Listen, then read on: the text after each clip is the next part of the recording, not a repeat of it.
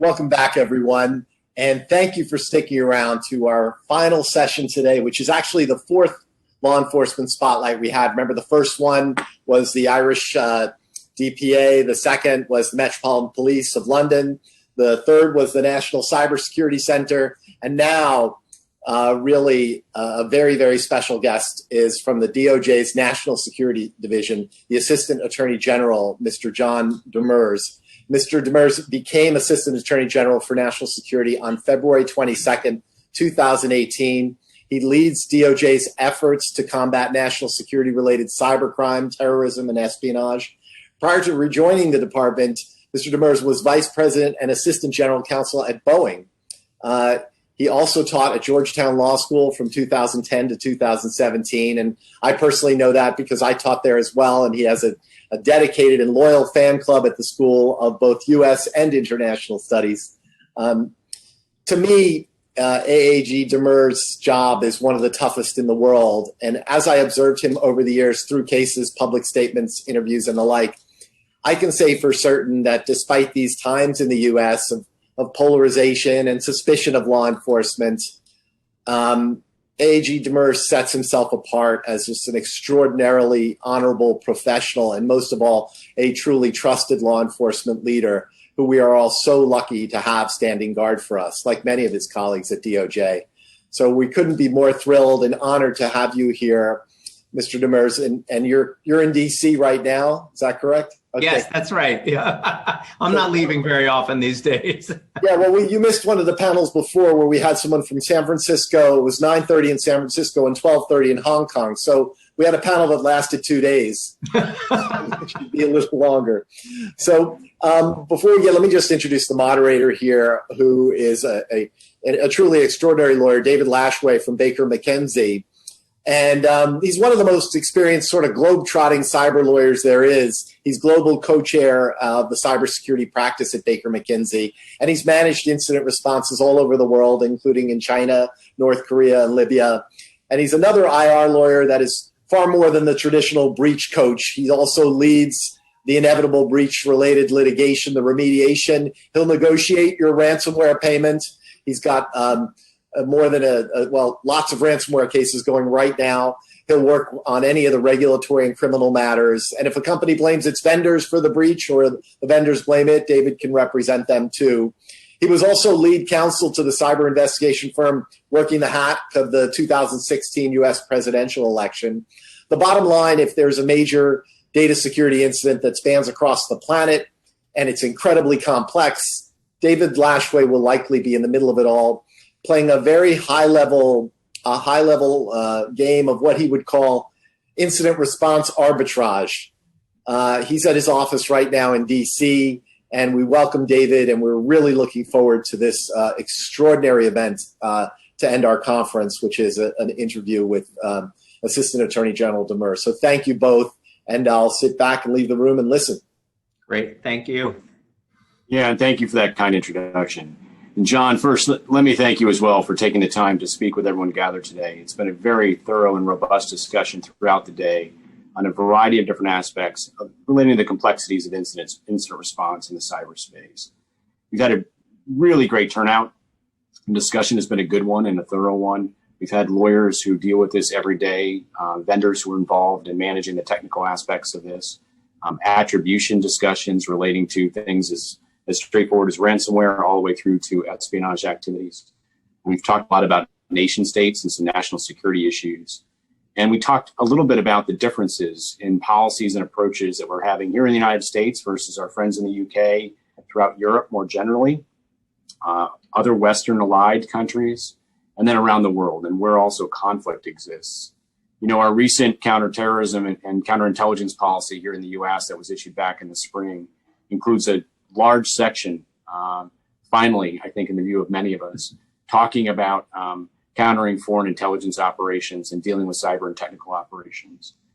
This is what you do every day. Mm-hmm. As you know, much of the discussion today related to foreign adversaries and their increased capabilities and desire to conduct cyber espionage activities, technical operations against not only U.S. interests, UK interests, our Western partners, and similarly like-minded countries. We also talked, as I mentioned, about some of the differences. We're seeing that these things are continuing to develop. More effective capabilities exist in all of these different areas. The risks are increasing. We heard previously in a prior event similar to this one, references and discussions from the U.S. DIA, the Defense Intelligence Agency, where the general in charge of that agency indicated that his number one risk was cyber, and the target of that risk was not only critical infrastructure, but a U.S. city. So the folks that are participating today are well aware of that risk discussion, and we're delighted to have you this afternoon talking about your mandate and from the perch that you're sitting at, how you've been viewing that risk, and most importantly, how you've been managing it. So we're going to talk a few questions. We're going to take some questions from the audience. So please, Great. If you're listening today and you're participating, we do have an ability to see your questions coming in, and we'd love to hear from you. And John, why don't we start with just, as I mentioned, you not only are charged with implementing the strategic plan of the United States to respond to national security cyber-related matters, but also you're in the process of developing and tinkering with that policy. And maybe we could start just with a little bit of an overview of your office, what you do, what your mandate is, and then quickly, if you would, turn into what are the strategic pillars of the U.S. policy, and why are those the strategic pillars? Great. Well, thanks, David. Thanks to all of you who are listening and watching. I think, I miss doing these things in person, but maybe one advantage of doing them virtually is you do get a very wide and diverse audience. So thanks for continuing to put these programs together. All of you have been involved and to continue the conversation. I'm very excited to be part of it this year. That includes a conversation with our EU partners, and that's because so much of one aspect, I should say, of what we're trying to do these days is really work with like-minded countries, like-minded when it comes to political values, like-minded when it comes to economic values around the world. And the number one place to look for that is in Europe, and we've been working a lot on the law enforcement side with our European partners. So glad to have this sort of U.S.-EU, be a part of this EU-U.S. conversation. In terms of what the National Security Division does, our role in this is really nation-state cyber cases. It's also terrorism cyber, although we don't see that as much except on the recruitment side. So I think for this audience, we can kind of put that to the side for now. The big shift, I was here at the beginning of this division, 2006, born very much of September 11th and born as a focal point for counterterrorism activity. But having been here in its first 3 years and then come back about 9 years later, now to lead it, the big shift has been the growth of nation states as threat actors for the U.S. And the growth of cyber as a means for nation states to project power in a variety of ways, whether that's by foreign influence, whether that's by, as we saw 4 years ago, election interference, whether that's by what we're dealing a lot with now, which is theft of intellectual property and theft of sensitive personal data. So over the years, obviously, we've been developing this capacity to deal with these nation-state actors, working very closely with the FBI in particular, but other law enforcement agencies to try to use the tools that we have to confront these actors as they try to undermine the security of U.S. data, the security of U.S. infrastructure. So shifting to, the four pillars, I mean, the strategic pillars, there's a lot of sort of strategic policy language. I think of them a little bit more operationally, I guess, sort of this way. One is infrastructure protection. One is protection of data and intellectual property. The third is maybe offensive cyber operations. And then the fourth is promoting norms in a global sort of unified internet, and norms of nation state behavior is the one that I'm particularly sort of focused on, or the ones I'm focused on. So if we take those, and I know that's not exactly the language that's used in the National Cyber Strategy, but I think that's a useful way of thinking about them. We're very active, I would say, in the second pillar, which is protection of intellectual property and data, and very active in the fourth pillar, which is trying to establish norms of behavior in cyberspace for nation states. And our main tool, of course, David, is investigations and indictments, right? And that's something the division started back in 2014 when it did its first cyber-related indictment, when it indicted Chinese People's Liberation Army members for theft of commercial intellectual property. And that is a precedent that we've built upon over the years. Do you feel that we've had a successful execution on these pillars across all four, and then primarily the ones that you've been charged with overseeing?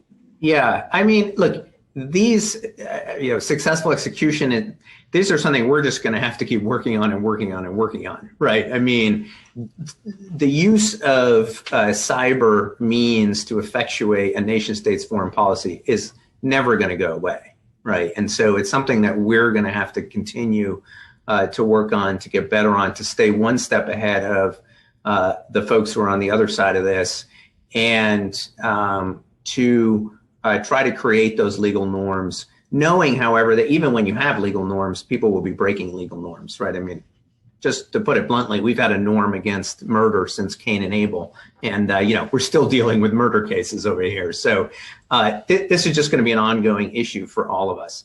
That said, I think we've made a tremendous amount of progress, and let me just focus on, the two that I started talking about. I mean, on the confronting theft of intellectual property and confronting theft of sensitive personal data.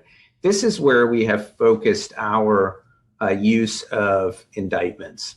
The 2014 indictment was a significant event, not just from a law enforcement perspective, but from a foreign policy perspective.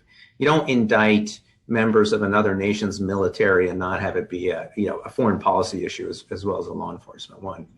And having set that precedent, we've now been able to expand that, beyond China to Iran, to North Korea, and to Russia as well.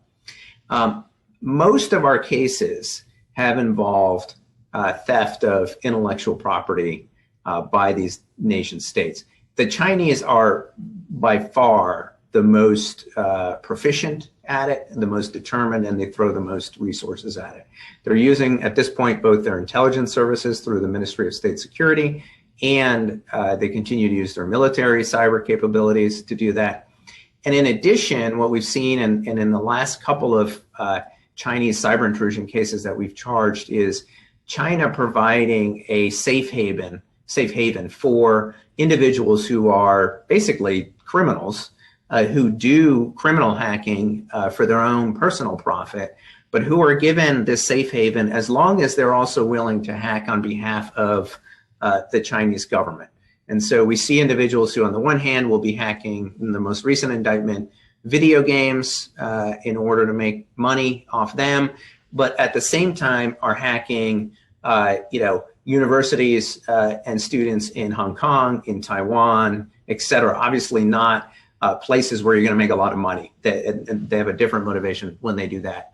And that's something we've seen in the past. We've seen that in Russia. We've seen that in North Korea.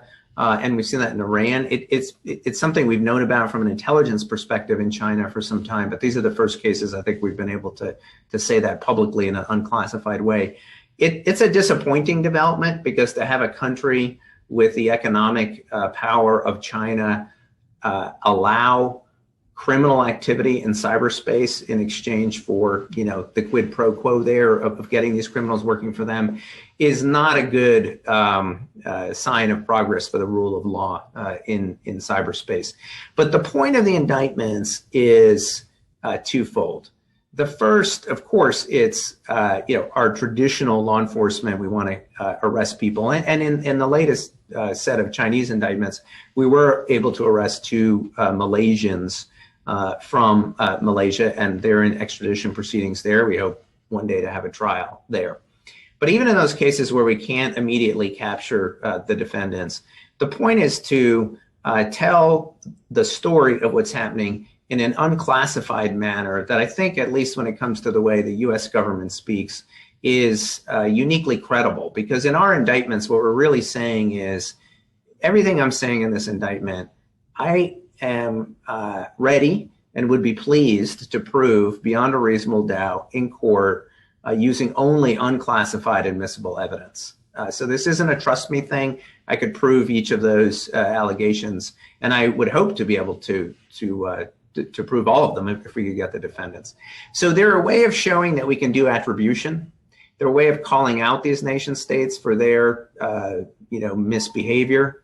And what we're trying to do too through them then is to educate the private sector, to educate universities as to the risks that they face, and to bring our international partners along in also doing the same kind of activity, so that sort of as in a more unified international way we can confront bad behavior in cyberspace.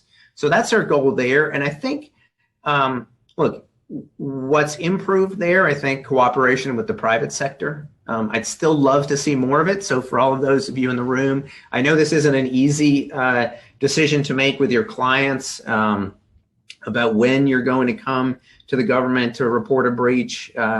But I do encourage you to do that. It has improved over time. I think we've shown that we can do these investigations with the private sector without, compromising other goals of the business. And we totally get that we need to be able to do that. And, without, unless the case does go to trial, without even revealing the identity of the businesses unless they're comfortable being revealed. So that's one area where I think we have made significant improvement, but, we have a ways to go.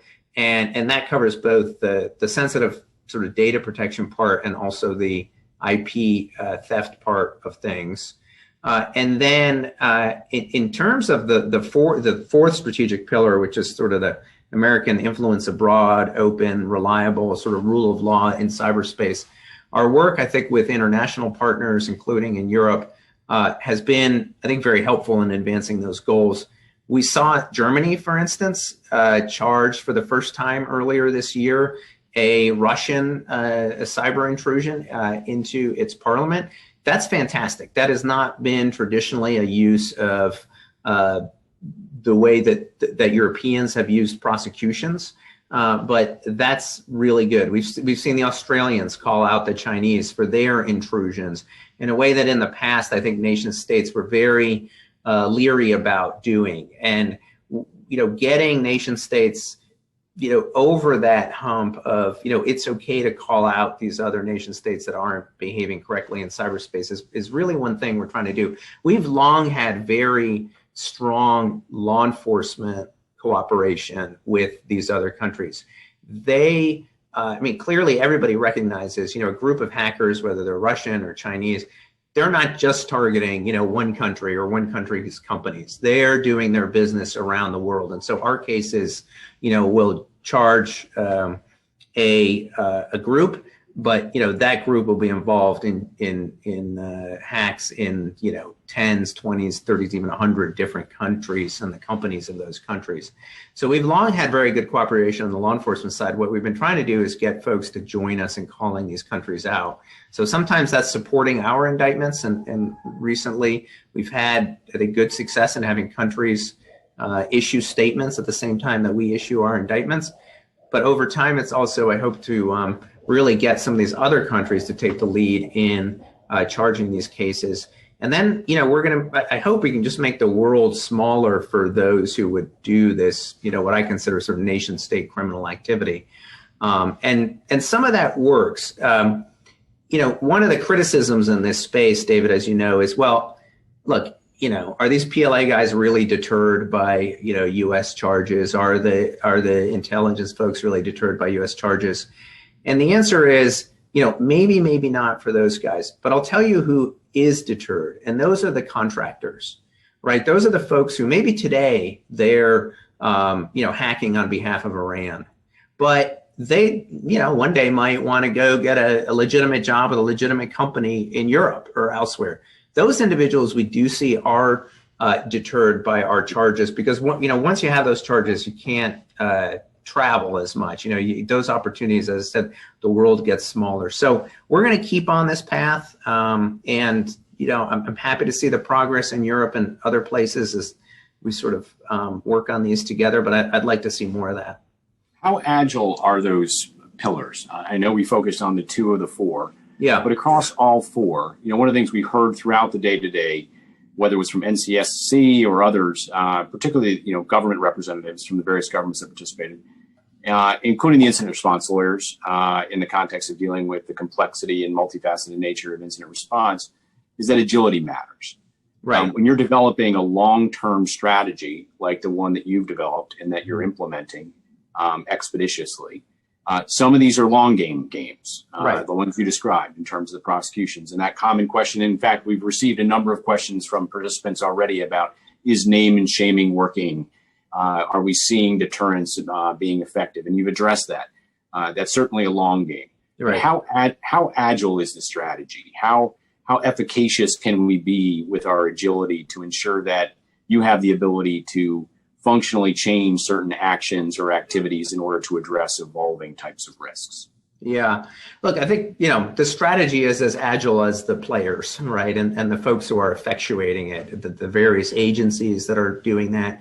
But if you look, for instance, if you take election interference and what the Russians did back in 2016 in terms of the hacking and dumping operations and the concerns that led to about, the security of election infrastructure at the state and local level, as well as the security at the parties. And you look at the amount of work that folks at CISA have done, for instance, with state and locals on elections, and helping to harden the election infrastructure. You see an agility in responding to a threat that I think we had underappreciated, pre-2016, and now very much appreciate in terms of a threat heading into the 2020 election. So certainly on that side, I think that we've been appropriately responsive to changes in the threat.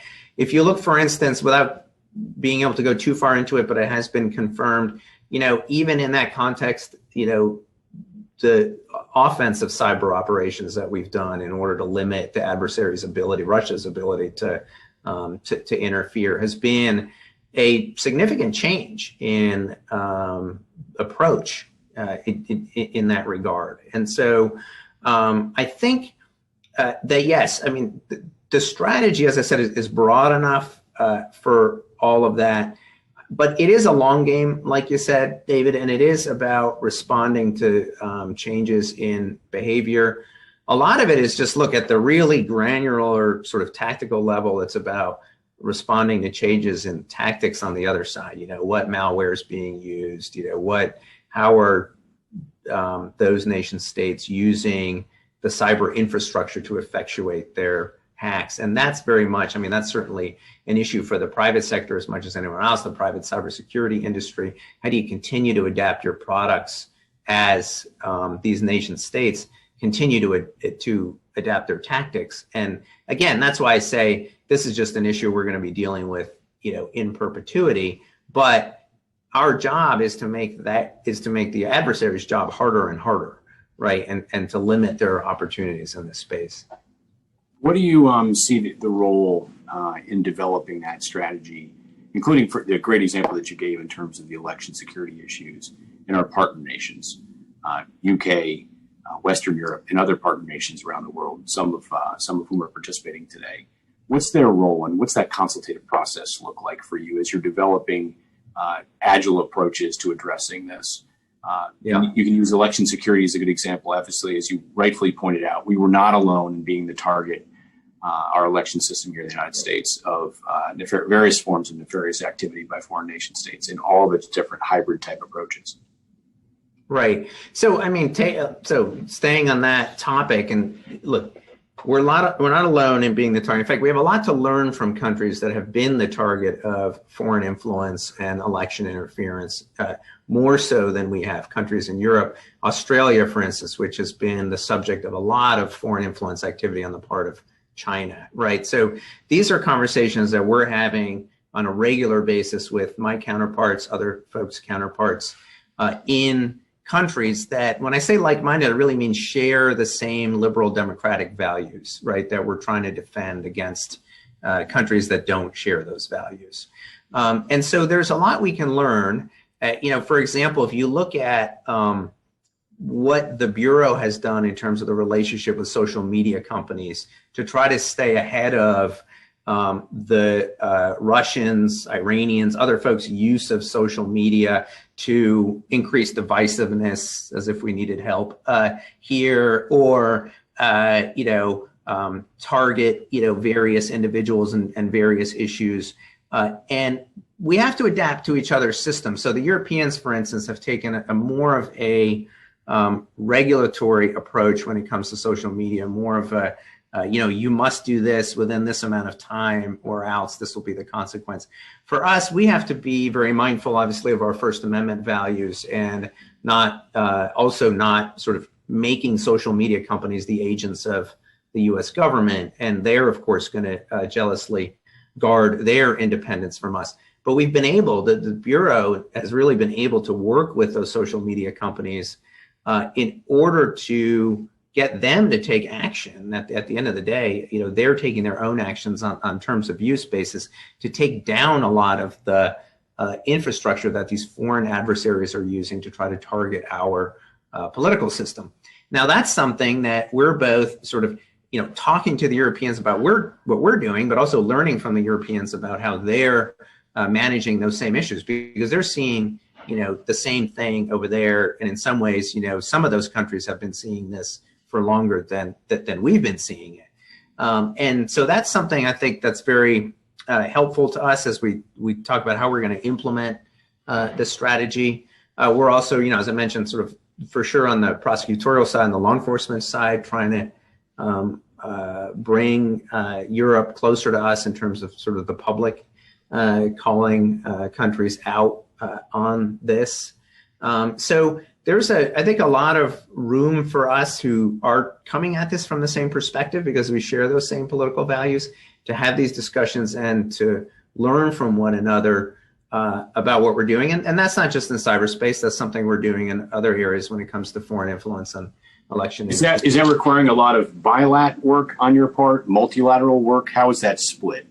Obviously, bilateral initiatives with such complexity require a great deal of resources and effectively your time. Right. Multilateral can be efficient, but also could have a lot of drag because of the complexity of the arbitrage issue, right? You've got different perspectives. And so how are you seeing the efficacy of outcomes based upon bilat versus multilat? And for the incident response lawyers on the phone, they're constantly trying to navigate those non-homogenized legal regimes and program. Right. And so understanding whether or not the bilat works more efficiently and effectively can be a useful thing. Yeah. So, I mean, really all of the above is the way we try to approach these issues. We try to approach it on a bilateral basis. We try to approach it, with the EU, which is more sort of multilateral. We approach it through groups like the Five Eyes, intelligence groups, so any sort of natural grouping, sort of pre-existing grouping of countries. But then even within that, you'll see that, there are either individuals or countries that, see things more eye to eye with us. And so you kind of break off and talk to maybe that subset of those groups. But you're right, David. I mean, to come to your point, which you just made, which is, I think one of the great challenges of the future is going to be non-harmonized legal system. That is a challenge of the present. And that's going to be, that's not really in that sort of election interference, foreign influence space, but that's more just in the data protection space. It does affect the intelligence activities of the U.S. government and potentially down the road of European governments and law enforcement information sharing. And oftentimes, as all of you, I think on this call know better than anybody, these companies are in the middle of that struggle. Any global sort of multinational company is sort of in the middle of that struggle, because although we may share the same sort of foundational political principles, how we effectuate those at that granular level that we all have to live with day to day is very different. It's different, I should say, very different. It's not as if it's China and the US, but it's different between the EU and the US. And I think that is going to be a great challenge of the future. And I think it can be dealt with sort of at a political level, but then you also in both countries have very independent judiciaries, which will also have something to say about that. Right, and that's why your work on number 4, that strategic pillar, is so essential, right? You've got to have a common understanding of the underlying issues, a common nomenclature to utilize to have that norm discussion, then ultimately some commonality of belief and belief system in order to develop a norm that then can be adhered to and then potentially enforced. And what we're seeing now, obviously, are all the externalities from that, including the non-homogenized regimes that you pointed out. Let's drill into intellectual property theft and trade secret for just a moment as an example of that. We've got just a myriad of legal regimes around the world, and certainly we have a myriad of normative value systems. Right. You don't have to be John Rawls to understand that cultural relativism exists in this particular space, and it is an increasing problem for all of us. You had this hat before when you were in the government, you saw it when you were at Boeing, and you certainly see it from your esteemed perch currently. We heard a little bit about that earlier from some of the government regulator partners who were participating in the earlier events today, where they were giving some examples of some recent things they had been seeing. What do you see on the trend line for that? Are we going to continue to see massive R&D development and investments being made within our Western like-minded countries, only to be absconded with in the manner that it is currently occurring at such scale? And do we have the tools, and do you have the tools necessary, and do our partners around the world have the tools necessary to address that? Yeah. So this is a topic that I spent a lot of time on here. The answer is, in the short run, yes. We are going to continue to see thefts of commercial intellectual property from nation states. Now, when I say nation states, we really, at least from the cases and the investigations that we have done, 80% of economic espionage cases have, gone back to China, right? So the bad news is we have a really big problem with respect to Chinese behavior. The good news is, if 80% of your cases are with respect to that country, most of the world is not doing that, right? And the rest, the other 20% are, one-offs here and there, right? So for most of the world, even if they engage in it once in a while, it's not as programmatic as it is when it comes to what the Chinese government is doing. But one of the reasons why we continue to call out the Chinese government is we do see some worrisome signs in other countries, in some developing countries, that they're taking a close look at what the Chinese are doing, just like other foreign adversaries take a closer look at what Russia's doing on the political side. And they're looking at how we respond too, and they're looking at how other countries are responding. Because if this, if China can prove that this is a very effective way to develop and lift folks out of poverty, then maybe somebody else is going to try it, right? And the unfortunate thing with China is, look, China has done a remarkable job in lifting hundreds of millions of people out of poverty over 30 years, right? Just really a remarkable job, and deserves a lot of credit for that. The unfortunate thing is we don't see the behavior changing now that they're really a developed country, right? So that's a values problem, right? And that's just a difference in view. We do see some thefts by Iranians in this regard too, Russians. They tend to be a little bit more focused, actually a lot more focused than China, on military technology and dual use technologies. So, the Chinese are much more ecumenical than that, right? And much broader. And you can look at their Made in China 2025 plan to see what they're interested in. We've charged cases in 8 of 10 of the 10 areas that are in the Made in China 2025 plan. And it's everything, right? So that, I think, is going to continue to be a problem. We haven't seen Chinese behavior change in that regard in the last 10 years, right? Since Are there other areas like that you're tracking that require strategic adjustment for us and for our Western partners? UK. Well, I think what they require is the political will to take China on more forcefully. And the difficulty that a lot of companies face and a lot of countries face is if you take China on in this area, you will pay a price in this other area. And the Chinese will use those economic levers of power in a way that we're not seeing used in the U.S. and Europe. It's certainly not at that scale. So a lot of countries, just the same problem that we've sometimes had with companies being unwilling to come forward, certainly unwilling to be public about what they have, sort of breaches that they've suffered because of the fear that there are going to be business repercussions from calling out certain countries. We see that at the country level as well. And so I think that is starting to change. And clearly, if you take a country like Australia, recently has shown just a ton of courage in taking on its, number one trading partner, a country that's been at the heart of Australia's economic success. The fact that Australia hasn't suffered a recession in I don't know how many decades, it's because of China. And yet they're willing to take them on. That's a change in political will.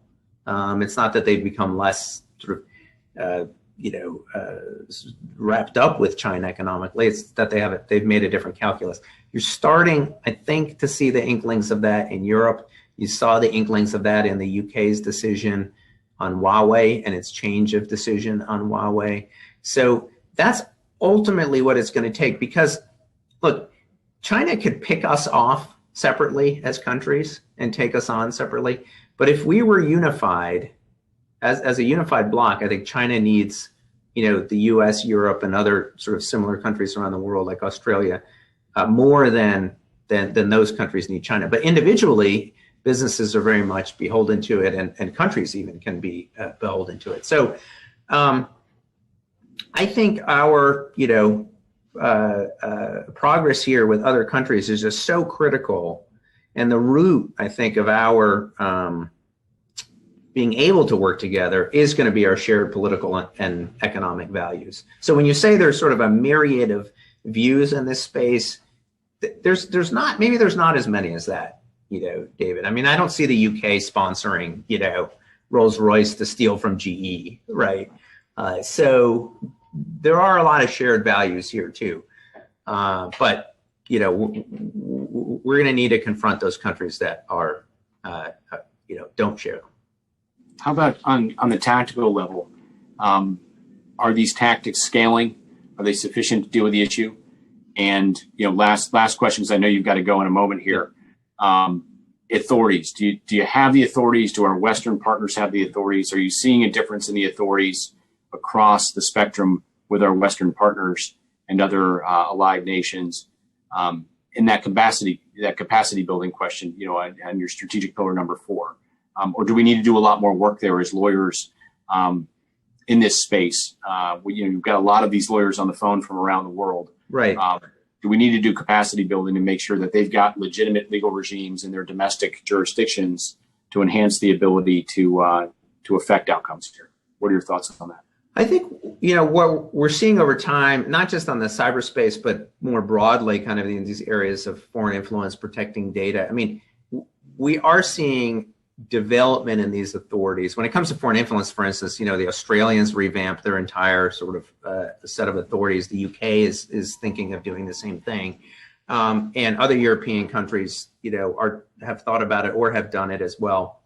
That said, as I said, I think the big challenge of the next decades is going to be the harmonization of those things, right? And nowhere is that more evident than in GDPR and sensitive personal data, right? That how do you protect your citizens' personal data? What kind of sharing do you allow for that data with other countries? Under what conditions? What are the requirements? All of that. So as other countries decide, okay, we want to protect data too, and we want to protect data too, and the big challenge is right. We're not all protecting it in the same way. And that, I think, for everybody on this call is, but even for those of us in government, because as I said, it impacts our ability to do intelligence sharing and intelligence work and law enforcement sharing. That's a huge challenge of the next decade or 2 decades. I mean, depending on how long it takes us to unravel it. We're never going to be perfectly the same, but we've got to be more homogenized, I think, than we are now. Otherwise, you end up with, things like serious data localization and other issues. All right, last question, John. Thank you so much again for your time. Yeah. Private sector. We've got a number of representatives from the private sector today, as I mentioned. Any thoughts or advice to them? As you mentioned, private sector, as my partner John Woods likes to say, often finds itself on the front lines of the conflict, right up in front.